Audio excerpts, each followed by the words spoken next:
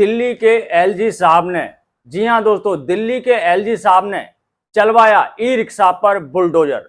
दोस्तों अभी कुछ दिन पहले मैंने आपको वीडियो के माध्यम से बताया था कि दिल्ली के उपराज्यपाल बीके सक्सेना जी ने विभागों के साथ में मीटिंग करके कई अहम फैसले लिए हैं और इनमें एक फैसला था कि दिल्ली के अंदर चल रहे अवैध रिक्शों पे जल्द से जल्द नकेल कसी जाए। और उन्होंने कहा जितने भी अवैध ई रिक्शे जब्त किए जाएंगे उनको मात्र 7 दिन में नष्ट कर दिया जाएगा।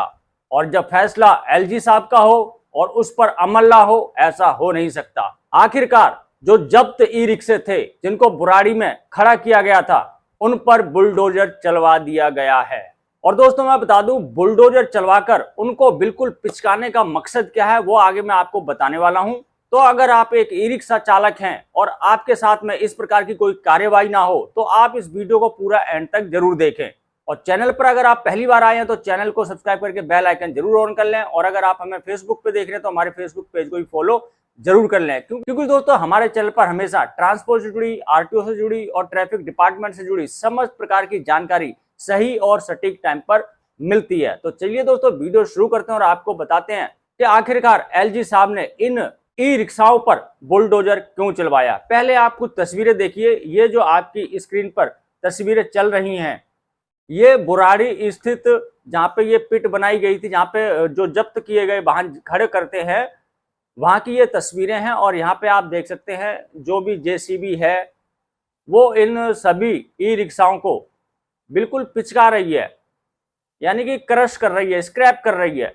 और एलजी साहब का ये सख्त आदेश था कि इन ई रिक्शाओं को छोड़ा बिल्कुल भी नहीं जाएगा और इनको जो स्क्रैपर है, जो डीलर है, उनको इसी हालत में नहीं दिया जाएगा। इनको बिल्कुल पिचका के, स्क्रैप करके, तोड़ मरोड़ के इनको स्क्रैप डीलरों को दिया जाएगा। इसके पीछे का मुख्य उद्देश्य दोस्तों एलजी साहब का यह है कि अगर हम इन ई रिक्शाओं को इसी हालत में अगर किसी स्क्रैप डीलर को दे देते हैं तो वो आगे इनको बेचकर फिर से चलवाना शुरू कर सकता है। लोग इनको खरीदेंगे और फिर सड़कों पर उतर आएंगे। ऐसा वो बिल्कुल भी नहीं चाहते, इसीलिए आप देख रहे हैं इन पर बुलडोजर जेसीबी चलाई जा रही है और इनको बिल्कुल खत्म किया जा रहा है, इनको तोड़ा जा रहा है, बिल्कुल पिचका दिया जा रहा है। तो मैं सभी ई रिक्शा चालकों से कहना चाहता हूं, अगर आपने भी कोई 2 सीटर बिना नंबर वाला ई रिक्शा ले रखा है तो दोस्तों आप सावधान रहें। अगर आप गली मोहल्ले में चलते हैं तो बचे रहेंगे, लेकिन कुछ टाइम तक ही बचे रहेंगे। और अगर आप अपने अवैध ई रिक्शा को जैसे ही रोड पर निकाल के ले जाएंगे, आपके ई रिक्शा को जब्त कर लिया जाएगा और इसको छोड़ा नहीं जाएगा। इसको इसी तरीके से स्क्रैप करके खत्म कर दिया जाएगा।